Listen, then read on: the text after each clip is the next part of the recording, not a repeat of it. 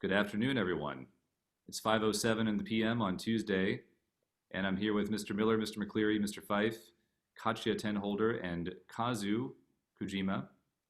And we're going to be discussing prescribed title number 3, which I have written on the whiteboard behind me. I'm going to read it and try not to mess up the pronunciation of any of these words. The prescribed title reads, labels are a necessity in the organization of knowledge, but they also constrain our understanding. And the remainder of that prescribed title is discuss this statement with reference to 2 areas of knowledge. And actually, before I address my first question to the students, I would like to ask Mr. Miller, as the founder of the Learning and Knowledge Department at EF Academy, whether he thinks there is any meaningful distinction between a statement and a claim.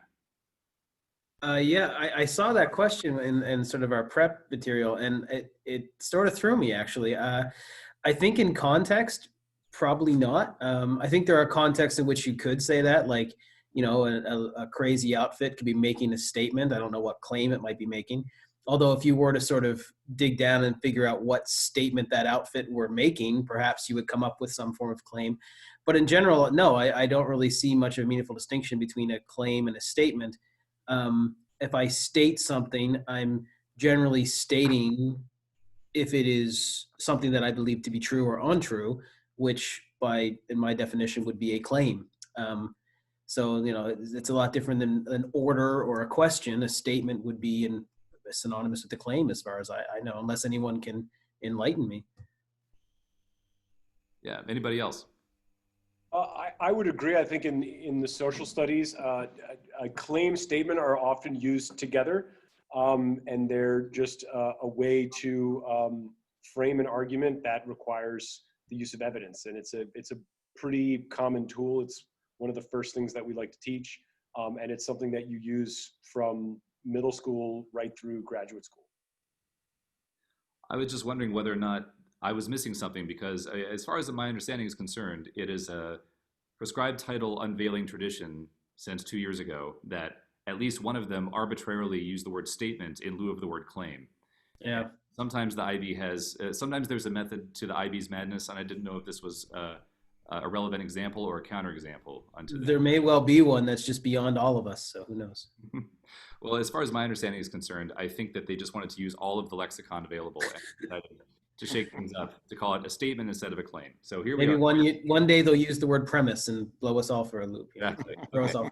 All right. So anyway, so that is the slow pitch softball question number 1. Question number 2 is really going to be borrowing from the first half of the prescribed title statement itself, and I'm going to address this question to our students, and you could decide amongst yourselves through rock, paper, scissors, or what have you, which one of you would like to begin responding first.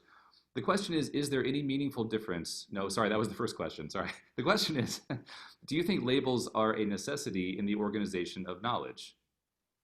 And that's it, it's a yes or no question. Okay, I guess I'm going first. So I think in the beginning, well, like, I think we were talking about this a little bit, yeah. But like organization is first important, I guess, in the beginning, because like you're trying to sort of figure out your thoughts and stuff like that. And I think like you were talking about in like science and bio. Yeah, like in specific knowledge, for example, in biology, we have labels on species, cat, dog, eukaryotes, whatever that is.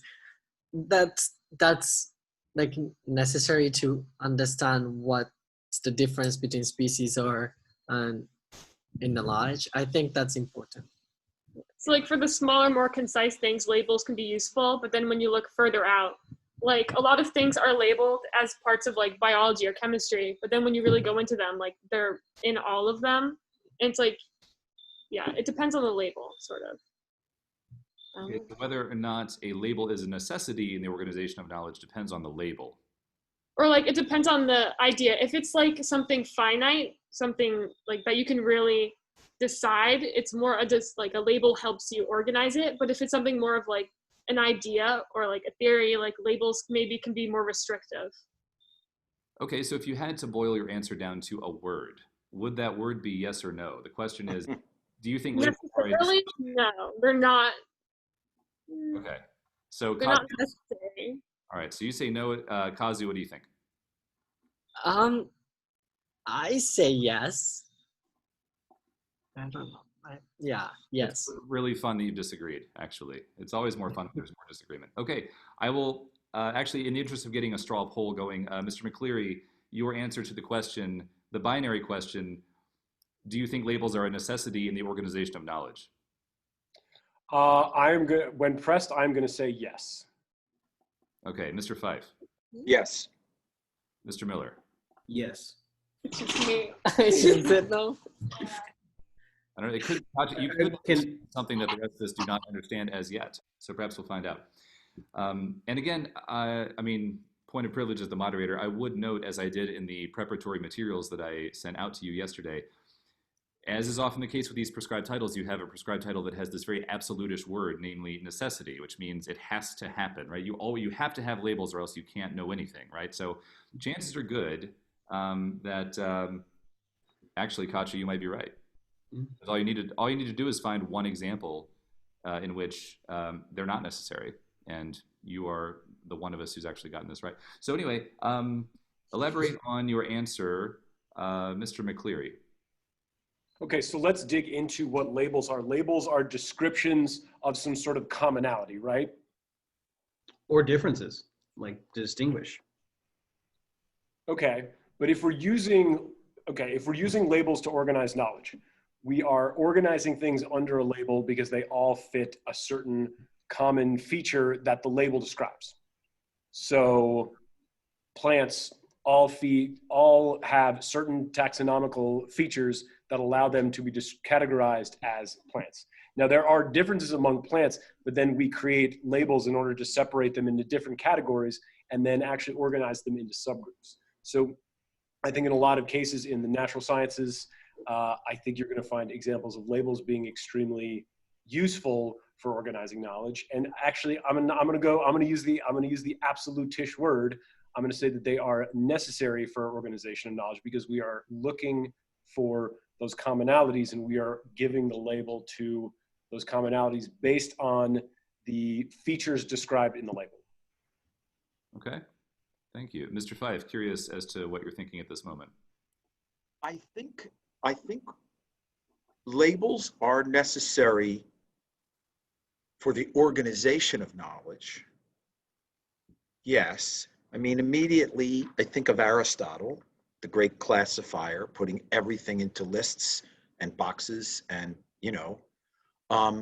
yes. And I think it's built into our neurology because I do think we learn things before we're verbal.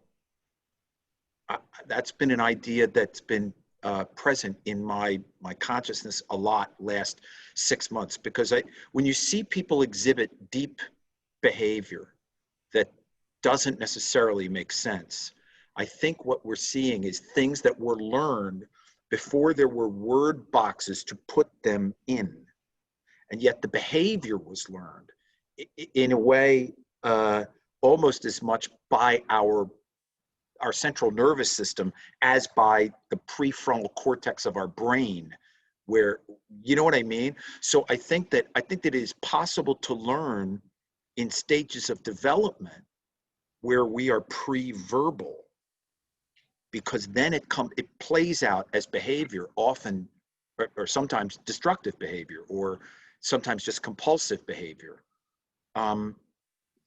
So I think it's possible for us to learn things without words, but I don't think I'm going on the word organization. I don't think it's possible for us to focus or begin to work with our knowing. I don't think it's possible for us to know that we know without words. Yeah. Mr. Miller, your thoughts?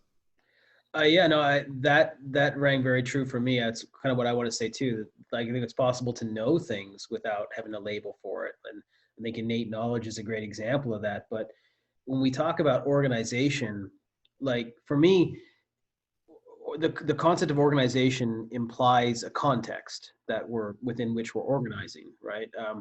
So to even have to even comprehend what that context is, we need to have words for it, especially when we're talking things that are abstract, like knowledge and ideas, right? So how do you even begin to organize something that's not physical without giving it some form of distinction as like a label, like as Mr. McCleery said, these things are common, so we call them this, right? So how can you even, you can't get out of the gate, as far as I'm concerned, with knowledge without a label for these things, because how do you begin to communicate them even to yourself to begin the organization within the context you're organizing within? Without a label, how do you know what you're talking about? Or as Mr. Fyfe so elegantly put it, how do you know that you know it? How can you, produce it? So I just think you can't get out of the gate. It's similar to that argument we had in ethics a few years ago, where like, is it reason or emotion? Well, if you're arguing against reason by using reason, you've already lost the argument. And I think it's the same thing. Like I guess my answer to this is, if you don't think it's necessary, just try it. Organize some knowledge without a label and see how far you get. I was going to ask, like, what would it take for you to change your mind about this question? If somebody could actually, that's great, thank you. If somebody could actually give me an example, like show me how you could organize knowledge without calling it anything. This may be completely on the point or completely off the point, but I think that one thing that makes us unique is not only that we label our experience and classify it and organize it, not so much that, it's that we can change that label. Mm-hmm. We can change the label on something. In Genesis, it talks about God gave to man the naming of things, right? And I think that that's what they're talking about, is that development of that lobe of our brain where we begin to make distinctions. But again, I think it may not be unique to humans, but it is a human thing to be able to change what we call something, and that changes our experience of it. This is cognitive behavioral psychology, neuro-linguistic programming, lots and lots of things are about changing what we call it, changing the story we tell ourselves about it. Yeah, being able to verbalize something definitely gives you a feedback into your brain where it changes your experience of the thing by the way that you describe it. Just for any of our viewers out there, if you want additional reading on what Mr. Fyfe is talking about, this idea of like how the human brain evolved, there's a Harvard historian, Daniel Lord Smale, and he has this concept called deep history. And it's all about how the human brain evolved in its environment. And I strongly encourage anyone who's curious to go out there and discover it. That's cool. I was just trying to think, do I have knowledge of what it is I ate for lunch? And could I have knowledge of what it is I ate for lunch without having labels to describe the things that I ate for lunch? Well, you just gave it a label, the thing I ate for lunch versus all the things I didn't eat for lunch. Or you'd be describing the feeling that you had from it. Yeah, I mean, I go one step further and say all labels themselves by default have an organizing feature to them.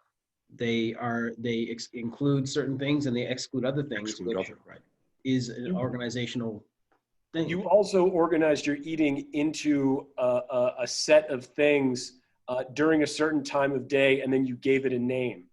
So we have lunch, and it's lunch. And we can all say lunch, and it may have different connotations, but we all have the same basic meaning of what lunch is. It's an organization of eating at a certain time of day. Well, that gets to the, sorry, I interrupted, but that gets to like the language aspect of this, right? Which Mr. Fyfe also touched on. I thought was really important in this, because language is a way of knowing in TOK. But the whole idea that like that language is just is symbology, right? We create these words that we agree mean the same thing, but like none of us are telepathic, I don't think. We can't really communicate our ideas directly. The symbol of language is the medium by which we do that, and we've agreed upon that's what this means. But there's no guarantee that the language is accurate enough to ever perfectly represent that idea or that piece of knowledge. We just get as close as we possibly can with our crude language, right? So it's we've all agreed that lunch is that general meal, the time of day. It's kind of a Platonic thing where, you know, the form versus the actual thing that we deal with is never the perfect representation of the idea. And I think that way, that's why language is necessary for us to organize knowledge, because we can't telepathically communicate and, you know, have these ideas without some kind of distinction to them so that we can even think of what they are, you know. I would loathe to live in a civilization that doesn't agree upon lunch. I think it's very important. That wouldn't be a civilization. So there's no way, not even if you went back to the beginning of time and considered the existence of a hypothetical first caveman, pre-verbal, no language has been developed, there's no one with whom to communicate, there are no words to ascribe to any of the objects that the caveman sees. And nonetheless, like the caveman, and again, the caveman doesn't have to have a word for see, you know, the caveman like has thoughts. Or perhaps this is just getting into a question of linguistic determinism, but I guess I'm just, I'm going to keep banging my head against the wall trying to find that counterexample of two pieces of knowledge that I can consider organized to some extent, that I can consider organized without the fact of there having any labels whatsoever. I guess it depends what you mean by a label. I'm sorry to jump in there. I think that, like, are we talking a word for it? Or are we talking a label for it? Because I think those are two distinct things there. I would argue that by the definition of this rock is like these rocks, this rock is like those rocks, the caveman arguably does have a label for them, even if he or she doesn't have or cave woman doesn't have a word for them. I mean, if we're doing the caveman thing, I know that from anthropologists that have studied primitive, and I hate to use that word, but primitive tribes in, say, like inner Borneo or deep in the Amazon, they have such extensive knowledge about the species in their environment, and they absolutely do categorize them. Now, in terms of their use of language, I don't know if they use labels in the way that we're describing them, but they absolutely are categorizing those species in terms of how they use them. So what is food? What is medicine? What is clothing? What is shelter? What can be turned into a tool? And so their understanding of their environment is very much categorized by its use in most cases. If I can sort of take a turn on the caveman thing. I mean, the world is just so chock full of labels nowadays. I thought, you know, could we go back to a hypothetical situation in which perhaps there were no labels, but maybe even in a labelless world, there are things that could still be construed as labels. I don't know. From that construction, would you argue that progress might be an increasing refinement of our labels over time? Well, there are always things to organize. There's always knowledge to organize. So even in a world where, you know, we may think of cavemans as having fewer things, but again, in studies of those societies, they have deep, intimate knowledge of thousands of species in their immediate environment, because that is key to their survival, and that's how they spend their day. So they have an enormous amount of knowledge to categorize. Indeed. I'm going to pass the baton to the students who have not said much in the last 10 minutes, but there's a lot of fodder for commentary. Do you have any new thoughts as a result of the last 10 minutes or so? First? Yeah, I think like the definition label is going to be the important part to answer this question, because if we say like label, language is a label, I think every word we have is kind of describing something that can be labeled. But also, like if you're talking about that, like some language doesn't have specific word to describe sky blue or specific color, if like in other language they have. So these labels can be like different depending on the language background of people or the country or culture, I think. Yeah, and like I was thinking, like if you were talking about how like labels can mean different things, like to different countries, different cultures, and also how labels can change, and like how is that important, like, or how's that necessary in the organization of knowledge if knowledge has to be something that's justified, true, and believed? Like, if everyone has a different idea for this label, then when is it considered knowledge? That's what I was wondering that. Yeah, those students who are just beginning to think about this prescribed title might not have realized that there were so many different ways of conceiving of how the word label might be defined, and that the word organization probably will merit definition as well. I wonder because what I find in the midst of these discussions is that there are never enough concrete examples or non-abstract examples to satisfy me, and I wonder if we could come up with at least one for each of the areas of knowledge. And this year, TOK has slimmed down its list of areas of knowledge. We have arts, history, mathematics, human science, natural science, and ethics. And Well, so for these graduates, they still have 8, but yeah, oh, is that right? Well, yeah, it's because they're they're the last group that has all 8. We're limiting the knowledge next year, but that's an interesting label exercise in its own right. that's yeah. What did they decide was not an area of knowledge? Religious knowledge systems, aka religion, is now not in the official list, but perhaps Yeah, and ethics is intertwined. that's right. Yes, it is a through line, but I went ahead and added it to the list. So can we think about just with regard to artistic knowledge? Can anyone think of an example of an extent to which labels are a necessity or are not a necessity within the realm of arts? Well, I would say in terms of visual art, in modern art, it definitely, there's, the early 20th century was all about getting into abstraction, where you're painting, pure feeling or you can label a Mark Rothko almost anything you want, or Joan Miro, trying to paint just dreamlike things to kind of break out of that. Do you know what I mean? I don't know. I mean, we're using label, we're calling it abstraction, or we're calling it modern art, whatever. But that was an attempt to have a visual language that it kind of escaped from the realm of the verbal as completely as possible, to get out of narrative. To me, that's where the second half of the prompt comes in. Really, and I might just be my own bias and how certain I am in the first half, but the second half to me is much more interesting. Of like, they also constrain our knowledge. So like what Mr. Fyfe just said is you could label it anything, but once you do label it something, it puts it in a context by which now we understand it, and change the label, and it changes our understanding of it. But so for me, I do kind of agree that labels are a necessity in terms of like how we can organize anything, because by definition, organization is categorizing, which is what a label is to me. It's all synonymous. But by that definition, you're drawing lines and you're saying this is this and it's not this. But then when we look at art, it's almost all gray. Well, it's kind of this, it fits into this category because it's mostly here. And so you do have this constraining of knowledge by necessity of organizing knowledge.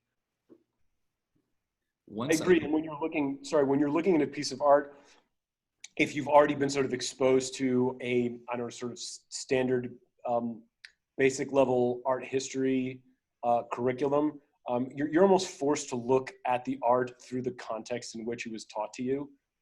And I think that sometimes you may miss some of the feeling that's being conveyed because you're really focused on its context rather than on whatever was being expressed by the artist that may have nothing to do with the framework placed over the piece of art by art historians.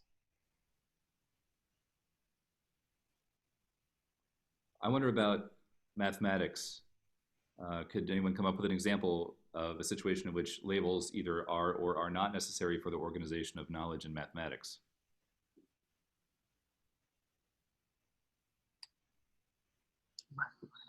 Not as popular as art. Well, I haven't done any mathematics probably since the first Obama administration. So I think you got some, might have the. But it seems There's like an organization there, mathematics done before Obama, mathematics done after. right.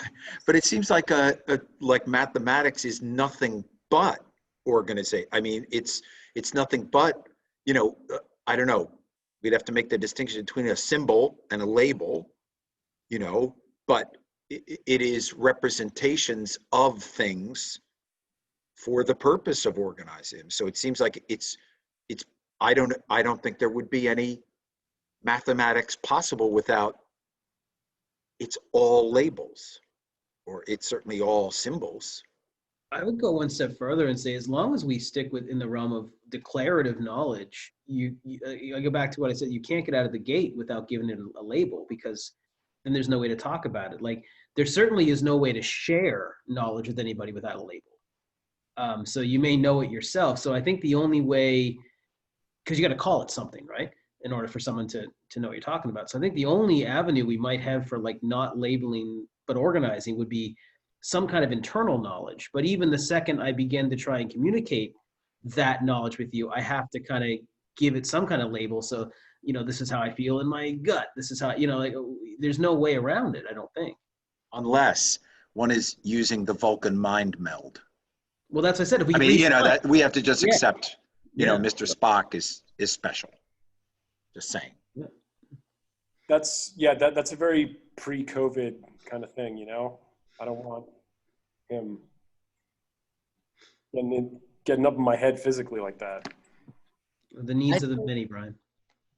For math, I think you could not have label, because like when you didn't really have idea of like dividing or multiplying or whatever, people were still exchanging stuff. Like, for example, the elementary school math question, you have 5 apples, you have 4 people in the family.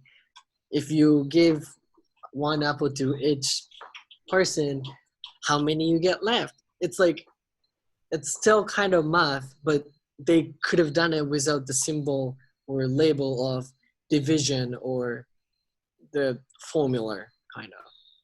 So I don't think in that case, labels are not necessary. So math could be also without label. Yeah. Comes back to how you define label, right? That's really good. I was just thinking, going back to a comment that was made during the discussion of art, that if I didn't know a word, I wouldn't be able to identify the existence of a specific instantiation of the concept to which the word referred. So for instance, you know, I might not be familiar with the concept of surreal art, but if the label of surreal art is introduced to me, then all of a sudden the next time that I see a painting in a museum, I might have this knowledge that I could not have had before. So in a way, it's not really constraining my knowledge. It may constrain it to some extent, but then it also enables me to know more. So not only do we need to define label very carefully, but we also need to define organization very carefully, and what it means for something to be constrained. Maybe constrained in one sense, but not in another. I'm going to skip past some of the other AOKs and go straight to ethics because it's my favorite. Can you think of a situation in ethics in which labels are a necessity in the organization of knowledge, or not? I'm going to jump in. One of the fundamental ideas for me, and we're talking about ethics, is like basically anything in ethics that's relevant to ethics probably falls into one of 3 categories. Something that is prohibited, something that's permitted, or something that's prescribed. So right out of the gate, I think it's, I mean, if you're not talking one of those 3 things, is it ethics in any conceivable way?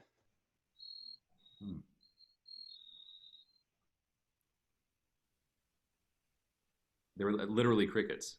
I just sent Kazu away. He scared him off. Sorry, my wife also just decided to call me right now. Sorry. Yeah. Kazoo fits into. Yeah. My contact lens fell. I'm sorry. Wow. It's all good. Hope you find it. Okay, well, since there seems to be broad agreement that labels do seem to be necessary for the organization of knowledge, especially to the extent that it's very difficult to share knowledge unless it is organized via labels.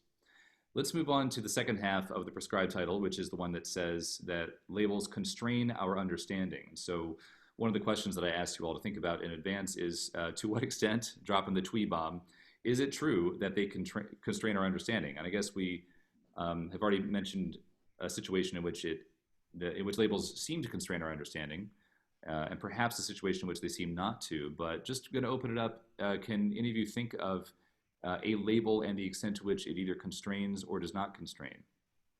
Well, in geography today, there was like an instance where I was like, wait, where does this go? Because we're talking about like primary resources and secondary resources. And like how like primary resources is like something that like a natural resource or something that some people would go to see. And secondary resources are things that are later created to like aid the people, if that's correct in some way. Okay, yeah. But then I was thinking about like museums and how like where would those fall in? Because yes, the museum was created for like secondary resource for like these people to aid them in like what they're going to see, but then the actual things there are the primary resource. And also we were talking about like churches and religious establishments. Like some people go there to see the church, but also the church is also built there for people to aid them in their worship. So like sometimes things lie in between, so you don't really know which is which. Yeah. Okay. Yeah, there's Mr. McCleary, your geography teacher. That is what we call a check for understanding, folks. For me, it comes to this idea of filtering. Like I keep coming back to like, I think of knowledge for all possible things you can know. It's all just one big mass of information out there. And the only like to give an analogy, like that pie is too big for us to eat. It doesn't get in our mouth. We have to slice it. We have to figure out, so there's no other way to conceptualize it by first trying to draw boundaries, which ultimately are arbitrary, which is why we always have these gray areas and bleeding between things that like this doesn't ever really, nothing ever really perfectly fits in this category. And that way it constrains knowledge. But I don't think we should necessarily think that constrain is a negative thing. Like I think we need to constrain knowledge in order to conceptualize it in some way. And one of the really cool things we want to do in TOK, one of the things that always has told me a student has got it, or they're really clever, is they're able to draw connections between those arbitrary constraints that we've come up with. So like, just kind of like Katja just put up, like this idea that we're talking about came from geography today, but she probably could apply that to another arbitrary distinction like biology in the future and so on. So these connections between the distinctions are a way that we almost show how clever we are to our TOK teachers. Or in general, making these connections is an important thing for us. But we can't conceptualize knowledge without constraining it in some way. Absolutely agree. I think, yeah, we have to use words while understanding that words have limits. And yet again, I'm just back to the fact that we have this unique ability to rename, to relabel, to reassess. So the constraint for those that are self-aware is we do it consciously. Right? We commit to something knowing that eliminates other choices, right? But we also are aware that we can relabel something, reclassify, etc. And I mean, but to go back in the other direction, to look at the constraints of labels, we're in an election in the United States, and it's always all about rhetoric. What are we going to call this moment? Who gets the right to name this period? Who gets the right to have their name on this period? That will shape people's experience, and it's a conscious choice. We are going to, express this in a kind of on a grand scale or a grander scale as a polity. That mirrors what we do as individuals. We reach the limits of an idea or a label or a story, and then we need a new one. Mm. That does relate to, go ahead, sorry. I was going to say, using the political example, I think one of the things that may constrain our knowledge is that as these, the definition of the label mutates within different groups, because the label is something that we all agree upon. That's something we said at the beginning. These are agreed upon things. So if different groups begin to agree on different definitions, then one of the constraints is that when those groups try to communicate with each other and they try to use those labels, they're describing different things. So like, what does liberal mean? What does conservative mean? What does fascist mean? Those are labels that were created with may have been for like an intentional purpose for a particular political movement in a particular era. And now they mean different things in different contexts to different people with different beliefs. Yeah. Yeah, I think that the question of to what extent constraint is necessarily a bad thing is a very interesting one. And a moment of personal privilege, I'm going to share the metaphor that I came up with yesterday, which is that what if we swapped in the following words? Cups are a necessity in the organization of drinks, but they also constrain the drinks. It's true. That's They good. do both of those things. Yeah. Like, like it's good to constrain a drink. It helps you drink it. So maybe knowledge works the same way. I don't know. Even more to that metaphor, like this kind of cup almost defines the context in which you're in, like a wine glass versus like a tumbler or a kid's sippy cup. And, yeah. It's interesting. So not only could we argue as to whether or not there is constraint, we could also argue as to what kind of constraint there is, and we could argue as to whether or not the different kinds of constraints are positive constraints or negative constraints, constraints that we should celebrate maybe even or try to avoid. Well, I think if I were writing this essay as a TOK student, that is probably the hinge upon which I would put my multiple perspectives, like the way I would look at the word constraint here. Because I would argue that yes, it has to, in one sense, it does have to constrain, and can be really negative in the way that Mr. McCleery just so eloquently brought up. But I also think that you could say it in a way of like it's necessary to. The constraint is actually necessary for us to actually further our knowledge. So in a way, in an almost antithetical way, the constraint helps unrestrain the growth of the knowledge. So we can conceptualize, contextualize, and then learn where the boundaries are. And by learning where boundaries are and crossing those boundaries, do we explore new areas and come up with new labels. And so they're actually necessary not only for constraining knowledge, but they're also necessary for the growth of knowledge.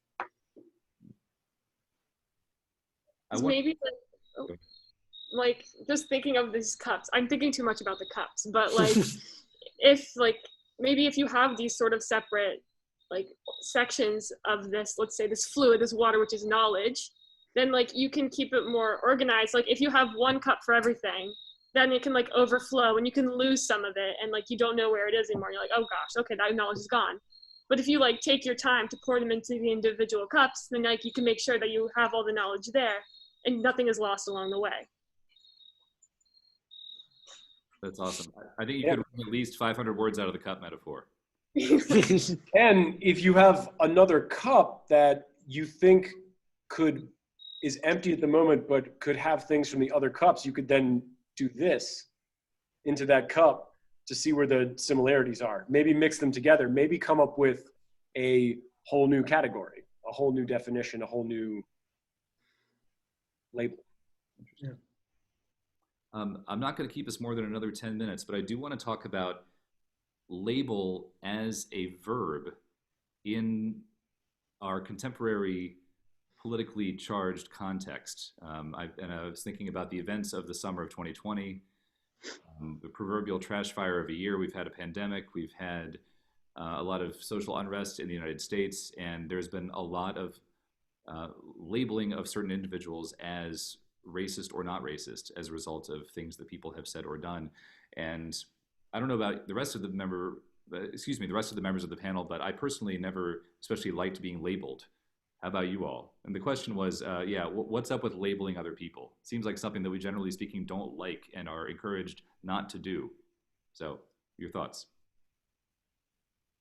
I think sometimes labeling people can be really harmful because you never know if that label is true or not.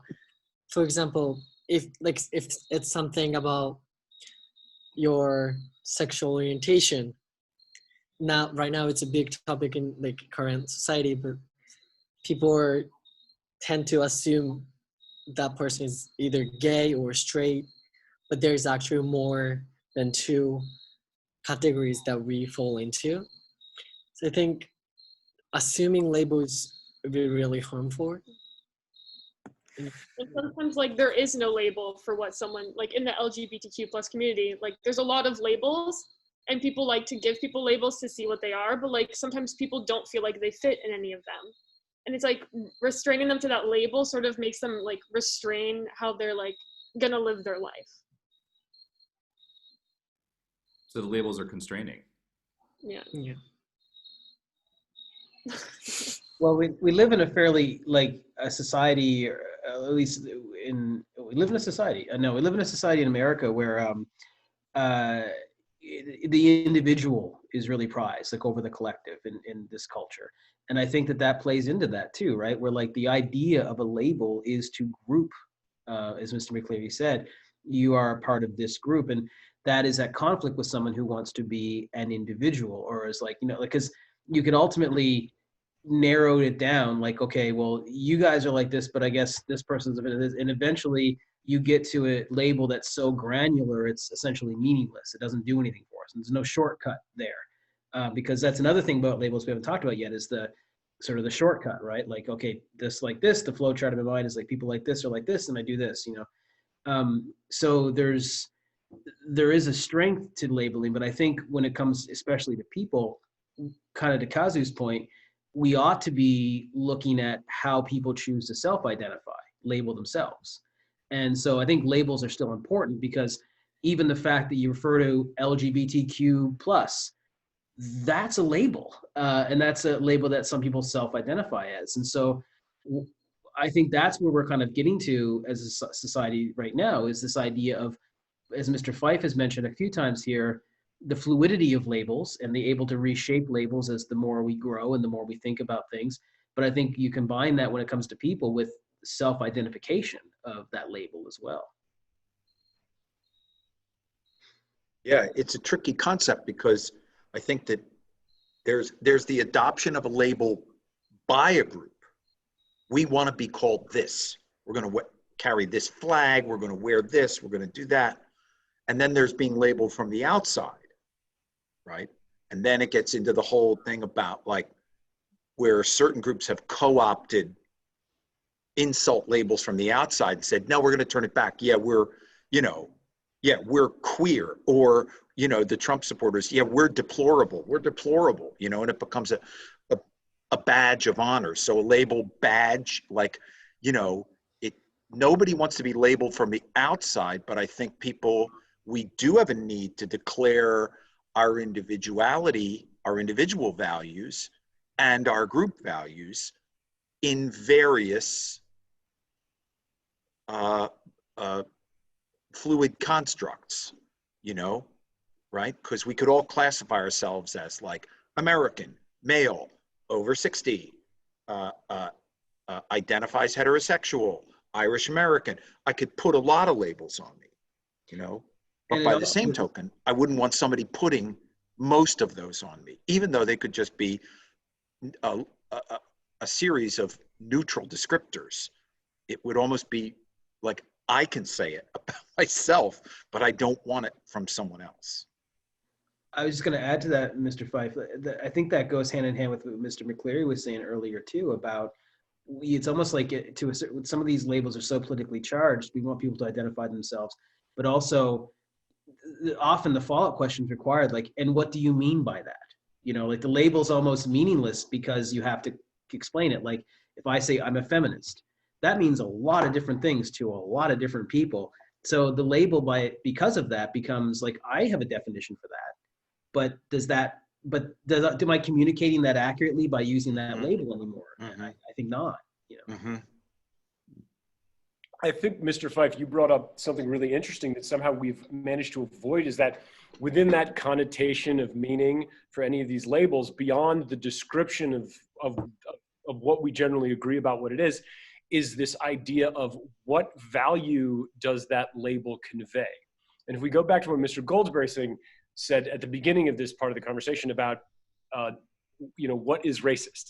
Well, I think we can sort of come up with an academic definition of racism. It's a socio-political system that assigns people value within the society based on certain superficial racial characteristics, right? But it comes with this added connotation that being labeled as racist, at least in the last 40, 50, 60 years in the United States, has come with this really negative connotation.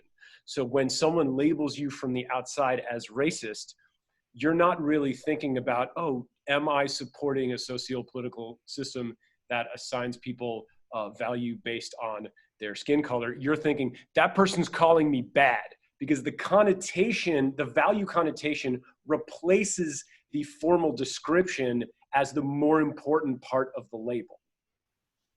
So to bring it to like the TOK essay context, I think a person would have to say that maybe an accurate label or a well-defined label is more effective for organizing knowledge, perhaps. And agreed upon, because I think that's really important. Yeah. I think there needs to be at least a general consensus on the meaning, or else it breaks down. And I think that once a label is applied, it can really shut down inquiry very quickly. You know, like politicians don't want to be for Obamacare publicly because then they'll get labeled as a socialist, and then everyone's going to stop thinking about the fact that they might not be a socialist because the label's been applied. Well, wasn't that actually a thing from a few years ago? Like there were actually people, like there was a survey done and more people were against Obamacare than the Affordable Care Act. I was about to bring that up. Right, it's the same. Yeah. The label makes a difference. Yeah. And for those of you who aren't aware and are watching, they're the same thing. Yeah. They're great. Obamacare is just an informal name for the American Affordable Care Act. Yeah. Great point to almost but not quite end on, because last question, we'll do a minute or 90 seconds on this. I feel like it's a Zoom panel tradition since sometime last week. If shared knowledge is a skyscraper, what part of the skyscraper do labels embody? Throwing it out there. The girders that make the frame.